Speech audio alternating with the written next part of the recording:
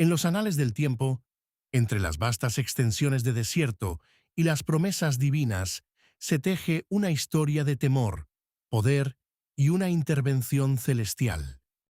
Una historia que nos lleva a las estepas de Moab, donde el destino de un pueblo y la voluntad de un rey se encontraron con la voz de un profeta y la mano de Dios. Tras un largo y arduo viaje, los hijos de Israel, guiados por la mano invisible de su Dios, reanudaron su marcha.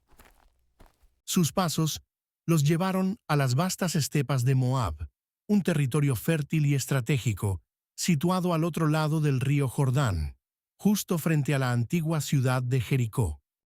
Era un campamento imponente, una multitud incontable que se extendía por el paisaje.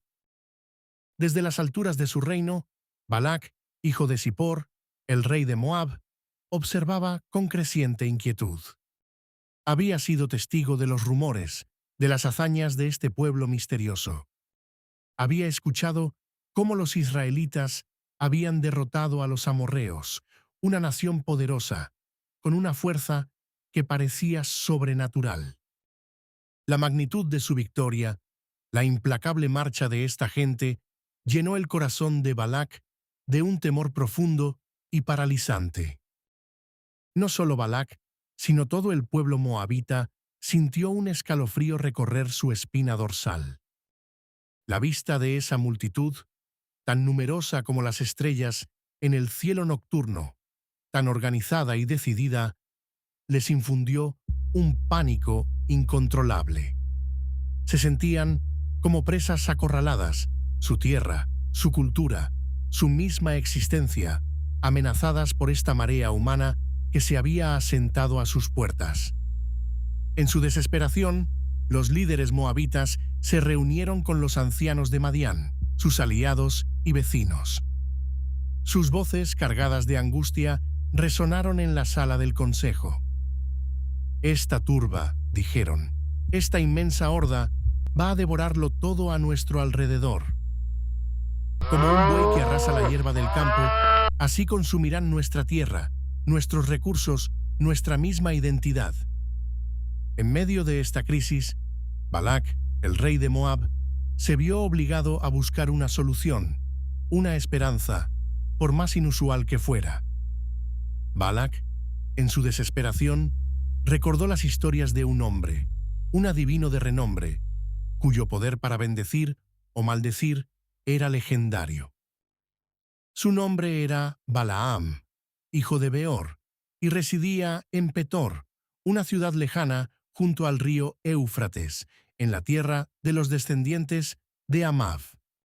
Balac, con la urgencia de quien ve su reino al borde del abismo, envió a sus mensajeros más confiables, portadores de una invitación que era, en realidad, una súplica. Los mensajeros, tras un largo viaje, llegaron a la morada de Balaam. Con solemnidad, le transmitieron el mensaje de su rey. Un pueblo ha salido de Egipto, un pueblo que ha cubierto toda la faz de la tierra y ahora se ha establecido justo frente a nosotros. Su poder es inmenso, su número abrumador. Ven, por favor, te lo imploramos, y maldice a este pueblo por nosotros. Solo así, quizás, podremos derrotarlos y expulsarlos de nuestra tierra. La voz de Balac, a través de sus emisarios, continuó. Porque yo sé, oh Balaam, que aquel a quien tú bendices, queda bendecido, y aquel a quien tú maldices, queda maldecido. Tu palabra tiene un poder inigualable, un poder que necesitamos desesperadamente. La oferta era clara, la necesidad apremiante. El destino de Moab pendía de la respuesta de este hombre. Los ancianos de Moab y Madián, cargados con la retribución prometida al adivino, se presentaron ante Balaam. Le expusieron la angustia de su rey y la urgencia de su misión. Balaam, un hombre que conocía los caminos de lo divino, no dio una respuesta inmediata. En cambio, les dijo: «Pasen aquí la noche. Mañana por la mañana les daré la respuesta que el Señor, mi Dios, me inspire. Los jefes de Moab, llenos de esperanza, se quedaron a la espera. Esa noche, en la quietud de la oscuridad, Dios mismo se manifestó a Balaam. Su voz, clara y resonante en el espíritu del adivino, preguntó: ¿quiénes son esos hombres que están contigo? Balaam, con reverencia, respondió a Dios, explicando la situación con detalle. Balac, hijo de Zippor, rey de Moab, me ha enviado este mensaje, dijo Balaam. Aquí hay un pueblo que salió de Egipto y ha cubierto toda la tierra. Por eso, me pide que vaya a maldecirlo. Tal vez así, él cree, podrá combatir contra él y expulsarlo. Balaam esperaba una confirmación, una autorización para usar sus dones. Pero la respuesta de Dios fue inequívoca, una orden clara y contundente. No vayas con ellos, Balaam. Y bajo ninguna circunstancia maldigas a ese pueblo, porque ese pueblo está bendecido. Mi bendición está sobre ellos y nadie puede revertirla. La voluntad divina había sido expresada. A la mañana siguiente, Balaam se levantó temprano. Con un semblante serio, se dirigió a los jefes enviados por Balac. «Vuélvanse a su país», les dijo, «porque el Señor me prohíbe acompañarlos. No puedo ir contra la voluntad de mi Dios». Los jefes de Moab, con el corazón apesadumbrado y la misión fallida, emprendieron el largo camino de regreso. Cuando finalmente llegaron ante Balac, le transmitieron la noticia que tanto temía. Balaam se niega a venir con nosotros. La frustración y la desesperación se apoderaron del rey moabita. Balac, lejos de rendirse, se negó a aceptar un no por respuesta. Su temor era demasiado grande, su necesidad demasiado apremiante. Decidió que quizás no había ofrecido suficiente, que no había enviado a los emisarios adecuados. Así que, con una determinación renovada, envió a otros jefes más numerosos que los primeros y de mayor distinción y prestigio. Estos nuevos mensajeros, con la autoridad de su rey, se presentaron ante Balaam. Con palabras cuidadosamente elegidas, le transmitieron el mensaje de Balac. «Así habla Balac, hijo de Zippor. Por favor, no te niegues a venir en mi ayuda. Mi reino está en peligro y solo tú puedes salvarnos». Y para endulzar la oferta, añadieron: «Yo te colmaré de honores, Balaam.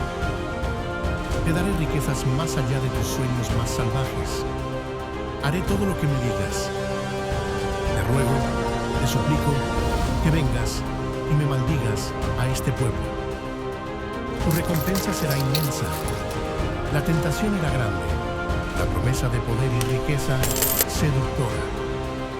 Balaam, aunque tentado por la magnitud de la oferta, recordó la clara prohibición de Dios.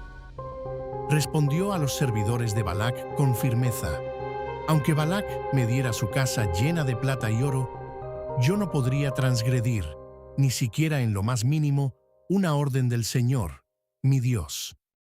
Su palabra es ley para mí». Sin embargo, una chispa de duda, o quizás la esperanza de una nueva revelación, lo llevó a añadir: «Con todo, quédense aquí también ustedes esta noche. Veré qué me dice el Señor esta vez. Quizás su voluntad haya cambiado o me dé una nueva instrucción». Durante la noche, Dios se manifestó nuevamente a Balaam. Su voz, esta vez, trajo una instrucción diferente, pero con una condición crucial. «Si esta gente ha venido a buscarte con tanta insistencia, puedes ir con ellos. Pero ten esto muy claro, Balaam, no harás nada fuera de lo que yo te ordene. Solo dirás las palabras que yo ponga en tu boca». La libertad de ir venía con una cadena invisible de obediencia. Por la mañana, Balaam se levantó. Con una mezcla de alivio y quizás una pizca de orgullo por la aparente concesión divina, ensilló su asna. junto con los jefes de Moab, emprendió el camino hacia el reino de Balac, hacia un destino que aún no podía prever. Pero su partida, a pesar de la aparente permisión divina, encendió la ira de Dios. No era la acción en sí, sino quizás la intención del corazón de Balaam, su deseo de complacer a Balac y obtener las riquezas, lo que provocó el disgusto celestial. Y así, el ángel del Señor se interpuso en el camino, una figura imponente, invisible a los ojos de Balaam, pero no a los de su fiel montura. Balaam iba montado en su asna, acompañado por 2 de sus muchachos. De repente, el asna, con una visión que su amo no poseía, vio al ángel del Señor parado en el camino, con una espada desenvainada, brillante y amenazante en su mano. El animal, aterrorizado, se apartó bruscamente del sendero y se fue por el campo. Balaam, ajeno a la visión divina, solo sintió la brusca desviación. Enfurecido por la desobediencia de su asna, la castigó con su bastón, obligándola a volver al camino. No comprendía la razón del miedo del animal, solo veía una obstinación inexplicable. El ángel del Señor se movió, posicionándose en un sendero angosto que serpenteaba entre viñedos, flanqueado a ambos lados por cercos de piedra. Un lugar donde el espacio era limitado y la huida difícil. Al verlo de nuevo, el asna, presa del pánico, intentó esquivar la figura celestial. Se fue contra el cerco, apretando el pie de Balaam contra la piedra. El dolor y la frustración de Balaam aumentaron. Sin entender la causa, la castigó nuevamente, golpeándola con más fuerza. Una vez más, el ángel del Señor se adelantó, colocándose en un lugar aún más estrecho, tan confinado que era imposible desviarse a la derecha o a la izquierda. No había escapatoria. Cuando el asna lo vio por tercera vez, su terror fue tal que no pudo hacer más que echarse al suelo, debajo de Balaam. El adivino, cegado por la ira y la humillación, perdió la paciencia por completo. Con furia desatada, golpeó a su asna con su bastón, una y otra vez. Fue entonces cuando ocurrió lo impensable, lo milagroso. El Señor, en su infinita sabiduría, abrió la boca del asna. Y ella, con una voz que resonó en el silencio del camino, dijo a Balaam: ¿Qué te hice para que me golpearas así 3 veces? Balaam, atónito, pero aún dominado por la ira, respondió: Te estás burlando de mí. Me has humillado. Si tuviera una espada en mi mano, te mataría ahora mismo. Su mente aún no podía procesar la imposibilidad de lo que estaba sucediendo. El asna, con una calma sorprendente, replicó: ¿Acaso yo no soy tu asna, la que siempre has montado hasta el día de hoy? ¿Acostumbro yo a tratarte de ese modo? ¿Alguna vez te he desobedecido así sin razón? Balaam, en su confusión, solo pudo responder: no. La lógica de la asna era irrefutable. En ese instante, el Señor abrió los ojos de Balaam. Y allí, ante él, en el camino, estaba el ángel del Señor, majestuoso y terrible, con la espada desenvainada en su mano. La verdad lo golpeó con la fuerza de un rayo. Balaam, comprendiendo la magnitud de su error y la presencia divina, se inclinó y lo adoró con el rostro en tierra. El ángel del Señor le dijo: ¿Por qué le has pegado 3 veces a tu asna? Era yo el que te cerraba el paso, porque tu viaje me disgusta. Tu corazón no estaba en el lugar correcto. Ella me vio y se apartó de mí 3 veces, continuó el ángel. Hizo muy bien en apartarse, porque de lo contrario yo te hubiera matado, mientras que a ella la hubiera dejado con vida. Su obediencia a mi presencia te salvó la vida. Balaam, lleno de arrepentimiento, dijo al ángel del Señor: «He pecado, porque no sabía que tú estabas apostado delante de mí en el camino. Si esto te desagrada, ahora mismo regreso. No iré contra tu voluntad». El ángel del Señor respondió a Balaam: «Ve con estos hombres, pero recuerda bien esto, dirás solamente lo que yo te indique. Ni una palabra más, ni una palabra menos». Y así, Balaam, con una nueva comprensión y una obediencia forzada, se fue con los jefes que le había enviado Balac. Cuando Balac supo que Balaam estaba por llegar, su alivio fue inmenso. Fue personalmente a encontrarlo en Armoab, una ciudad estratégica sobre la frontera del Arnón, en el límite de su territorio. Quería mostrarle la importancia que le daba a su llegada. Con una mezcla de reproche y esperanza, Balac le dijo: «Yo te mandé a llamar urgentemente. ¿Por qué no querías venir? ¿Acaso no dispongo de medios para colmarte de honores? ¿Dudas de mi generosidad?». Entonces Balaam, con la lección del ángel aún fresca en su mente, respondió a Balac con humildad y firmeza: «Aquí me tienes. Pero, ¿qué puedo decir yo ahora? Solo diré la palabra que Dios ponga en mi boca. Mi voz será solo un eco de la suya». Luego Balaam se fue con Balac. Llegaron a Kiriahusot, donde se hicieron los primeros preparativos. Balac, deseoso de asegurar el favor de los dioses y de Balaam, inmoló vacas y ovejas en un gran sacrificio. Parte de la carne sacrificada fue enviada a Balaam como un gesto de hospitalidad y reverencia.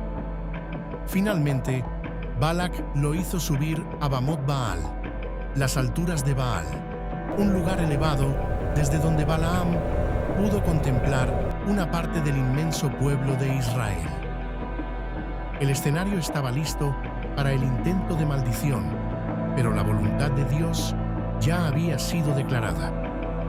Así concluye el primer capítulo de esta fascinante historia, donde la ambición humana se encuentra con la inquebrantable voluntad divina. ¿Podrá Balac lograr su objetivo? ¿O la palabra de Dios prevalecerá incluso a través de un profeta renuente?